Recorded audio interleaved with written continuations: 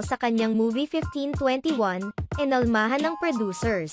Inalmahan ng producers ang mga isiniwalat ng isa sa mga staff ni Bea Alonzo, patungkol sa naging dahilan kung bakit hindi pinopromote ng actress ang kanyang upcoming film na 1521, The Quest for Love and Freedom. Ayon sa pagsisiwalat noon ng staff ni Bea Alonzo, hindi pinopromote ni Bea ang kanyang pelikula dahil hindi naman umano ito kabilang sa mga napagkasunduan. Bukod rito, kaawa-awa umano ang sinapit ng aktres sa kamay ng mga producers dahil si Bea Alonzo mismo ang pinagbayad sa mga costumes na isinuot nito sa film.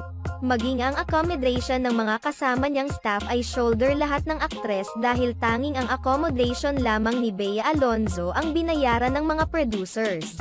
Maging ang mga kamera at iba pang mga ilaw sa set ay halata umanong cheap. Agad namang sinagot ng kampo ng mga producers ang mga isiniwalat